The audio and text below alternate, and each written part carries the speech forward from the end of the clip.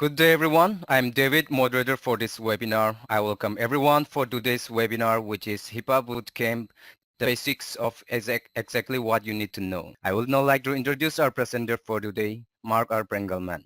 Mark holds bachelor's and master's degree in philosophy from Emory University and a Juris Doctorate from the University of Kentucky. Retiring as an Assistant Attorney General, he now represents healthcare professionals, two government healthcare licensure boards, a government ethics commission, parents and kids in confidential child abuse and neglect cases, termination of parental rights, and adopting proceedings. Over to you, Mark. Thank you, David. It's good to be back here with conference panel. This is HIPAA Boot Camp, the basics of exactly what you need to know. So based upon the content of the program, we want to effectively identify some basics of HIPAA laws that apply. This is HIPAA Boot Camp, how HIPAA and state laws intertwine, because you do need to know there are other laws besides HIPAA. You need to know examples of state licensure laws on confidentiality for healthcare practitioners. We will consider some training requirements for initial and continued education of employees in healthcare, review fundamental HIPAA mandates that all new healthcare employees must know, and provide some elements of HIPAA compliance for the new healthcare practitioners. So let's go forward. Some disclaimers here so we're on the same page. Before we get into some of the nitty-gritty of HIPAA Boot Camp, I want to discuss about some of the basics of health laws as they apply to healthcare practitioner individually about professional licensure and a primer on codes of ethics and ethical conduct. Where is the intersection of ethics, morals, and standards of professional conduct, and what is the rule of law? Ethics is defined in part as moral principles that govern a person or group's behavior or the moral correctness of specified conduct. So note that ethics uses the word morals.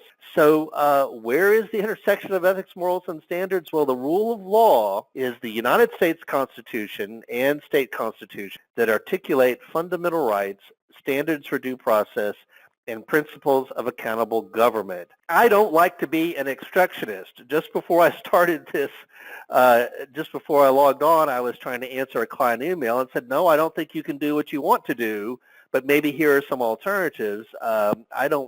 The quote here from Pierpont Morgan in The Quotable Lawyer, quote, I don't want a lawyer to tell me what I cannot do. I hire him or her to tell me how to do what I want to do. So the Health Insurance Portability and Accountability Act of 1996 is not a code of ethics. It's not aspirational. It is the law. It is abbreviated as HIPAA. Don't forget about state laws that protect privacy, patient privacy, and state licensure laws for healthcare professionals, especially cover patient privacy in many ways, including vast schemes of laws in mental health at the state level. Remember, there are state laws also that protect privacy rights that go beyond HIPAA. There are California laws on medical privacy. They have a medical privacy and medical records department, I think under their Attorney General's office or something. I don't really know much more than that, but I do know that there are state laws that also protect privacy rights beyond HIPAA, California one of them. Examples of state licensure laws on confidentiality for healthcare practitioners. These are just some examples from my own experience. So there are further examples of state licensure laws. Let me just mention this briefly because I think this is unique under my own state, Kentucky law, okay? Look for your own state, but there's been a statute on the books from the 90s, maybe the late 80s, that says, quote, upon a patient's written request, a hospital, licensed, or a healthcare provider, emphasis added, shall provide without charge to the patient a copy of the patient's medical record. You can charge $1 for the second copy, not to exceed $1 a page. So there were a lot of practitioners who didn't realize that was the case. Initial training requirement of healthcare providers and workers are required for correct implementation of HIPAA. As I stated before, this includes at least regular or annual training. Most people seem to think annual would be regular, or when new laws become effective or new medical records and other systems are on board. Training is more geared, in my opinion, to, well, first of all, training is geared because you want people to do it right, okay? So there is the HIPAA privacy rule. That's the fundamental along with the security rule, and that's how we're going to end our webinar and presentation today.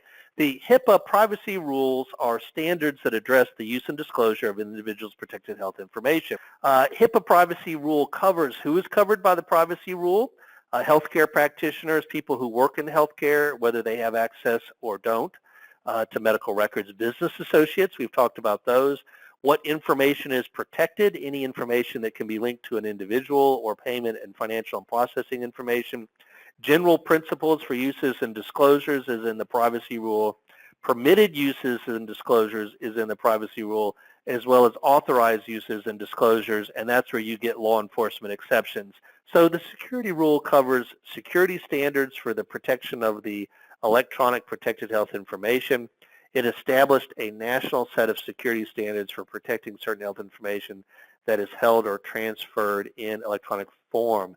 It operationalized the protections contained in the privacy rule by addressing the technical issues involved. The security rule requires covered entities to maintain reasonable and appropriate administrative, technical, and physical safeguards, and they must ensure the confidentiality, integrity, and availability, identify and protect against reasonably anticipated threats, protect against reasonably anticipated impermissible uses, and ensure compliance by the workforce. That's all under the security rule.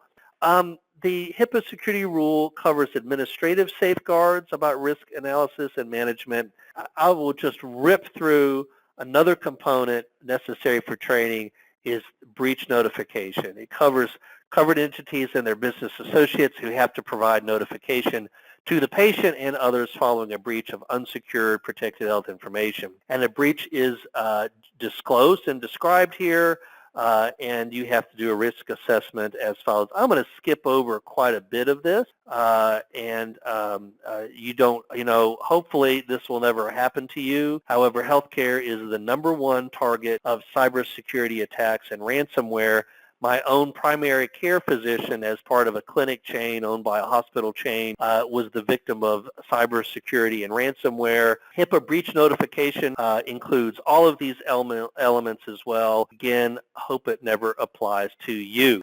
Summary of tips for avoiding liability and risk. So have we covered it all? Thank you all very much for attending today. We hope this has been helpful. Look for our coming webinars, including one June 15th. Over and out, everybody. Stay safe.